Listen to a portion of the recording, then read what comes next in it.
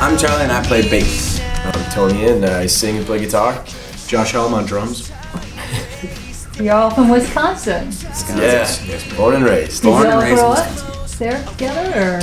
Tony and I went to preschool together, actually. We found out.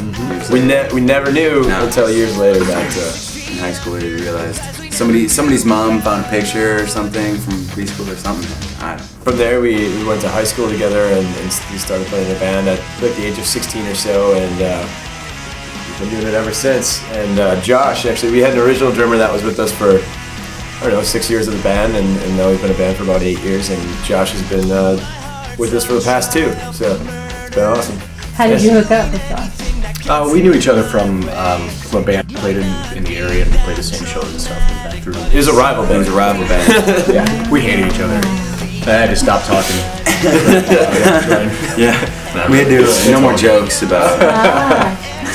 They had a happy ending. Yeah. Oh yeah. So was it like having your label move you guys from Wisconsin to Los Angeles? We came out here for the cause of writing the album, and we were really excited about that. You know, being kids from Wisconsin, you dream of things like that. Yeah. You know, we had never set foot in this land before. So. I see the West Coast at my feet, and I swear I could taste the salt water when they taught me how to drink. It was a whole new world to us, you know. So it opened a lot of angles for writing and pursuing your dream, and that's a lot about what our album is about, is finding your dream and going for it and really trying, not just going through life doing normal, really putting your talent to work, or just having a dream and sticking to it. Yeah, doing what makes you happy instead of what makes everybody else happy, or working for the man, or doing the normal thing, just just going for it. So that's a lot of what this city did for us. There's a spot in one of our songs that says, now I'm 4 months older, 1,000 short, and 10 times smarter. We lost so much money. It was we were. and then we went home when the record was done. 7 months later, and we made it all back, and then we started going on the road and touring, and that brings us to where we are. We're still on the road and touring, and that's why we're back around here and talking with you. Can you remember a specific thing when you got to LA? It's like, this is very different than anything we've seen before. I mean, it was weird, because the first stop that we did when we got into LA was we went to the record label's office, and just standing in front of this big building and knowing that your signature's already in there, your social security number's in there already. It was this is really weird. We just drove 2,000 miles, and my life is in there already. I don't know.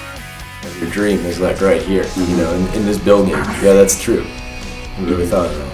Has LA shaped or influenced your music? What LA's done for our music, I think, is more inspirational towards lyrics and things like that, instead of influential on the sounds. At the same time, it inspires you, and you see everybody else around working, for themselves, or everybody to try and get somewhere. Common goal, yeah. Yeah, it definitely makes us want to be better and want to, And it helps you mature, whether you know it or not, it helps you mature. And, I feel like I can tell that too, just by our conversation about music and our conversation, about everything that we see going on around us. And it's your thoughts just start to change, And then you look back at the album that you did a year ago, a year and a half ago, and you're I support that, because that's what I did at that time, but now I think I'm starting to think a little bit more like this, you just see yourself mature.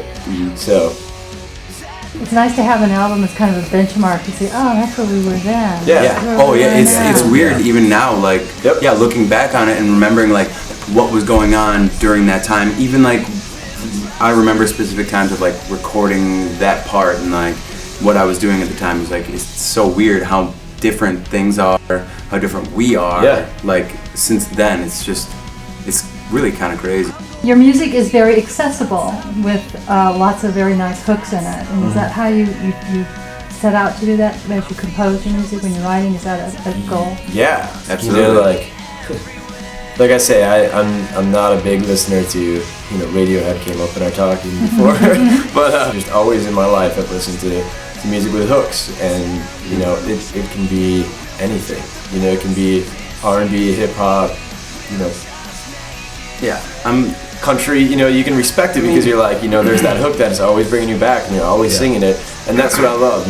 I love the fact that you know, some lyrics that we could put together, and then, you know, you put the right hooks in, you know, melodically or you know, with whatever drum beat or guitar riff or harmony or whatever.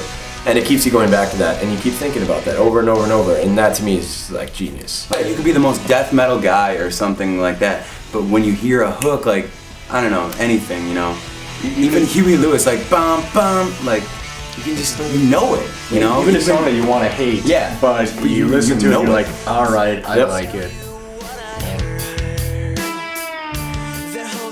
You're following your own musical desires. I mean, we're not gonna go with trends or anything. I mean, we just want to make good pop music. I can't say that, you know, we don't sound like our influences, or we don't sound like somebody else, or you know, we're not reminiscent of anything. But I think right now I would probably have to say that we're more reminiscent of like 90s pop rock than we are, you know, the current scene, you know? When people say that to us, wow, you sound like this band or you sound like that band, we say thank you. Yeah. You know, and you're not offended. We're like, okay, well, they wrote good pop songs, and that's what you know, that's what we want to do too. You know, it's a huge it's not a bad thing at all. Do you remember your earliest influences of you know, being a little kid before you even wanted to be in the band? Journey. Songs that were Journey. My parents listened to Genesis all the time, every weekend. You know, it's Journey, the Beatles, and Creedence Clearwater Revival. It's pretty much whatever your parents listen to when you're around. You know? Yeah. I mean, it's great pop music that you don't forget about Queen, you don't forget about Journey, you don't forget about even this whole. I mean, even you don't forget about Poison. Yeah. How do you picture people listening to your tunes when you do? I mean, do you even do that Hairbrush from in the mirror. Yeah. The record's got a lot of different emotions on it, so Yeah, we like to think there's something for everybody, Or like every mood, or every you know? mood. Yeah. It's every time. Well, you know, this song takes me here, this song takes me there, and it takes them on a, you know, tells a story or you know, creates emotion. So. Revolution. Whose tune is that? Mine. What was the genesis of that song? That was actually I kind of had like that chorus like for a long time, and You wish everybody let you work up your pain away. you know, kind of like thinking about yourself as in. Okay, going back to the dream thing again. It's like a really reoccurring theme in the story thought over, which is the story thought over, meaning like your dream in your head that you can't get out, and you really want to chase that. So like tonight you're okay. You wish everybody let you work all your pain away. You know, like you're not there yet. You just want to sit and think about it. Maybe you want to go to the bar. You want to have some drinks. You know, you want to get rid of that out of your mind. You want to, you know, you just want to sit. A lot of times I sit in my basement and in front of my computer. I'll listen to, you know, old songs that we've written, or write a new song, or things like that. And those are the times for me where you just want to be on your own. You want to think about it, and you know, you want to try to figure things out. The fans are all going to see this interview, so is there anything in particular each of you would like to say to them? Write to us more. Okay. Keep helping us out. Spread the word. Do your thing. You know, I mean, half the reason that, you know, Verona Grove is not just a Wisconsin band anymore is because you guys have been helping us. So continue to do that. We love it. We appreciate the support. Yeah. We talk about it all the time, and we're the people behind our MySpace. So. Write us. We'll write you back. I can't think of any guys more deserving to offer. Thanks. So thanks for being on Innerviewworld.com. Yeah, thanks for having us.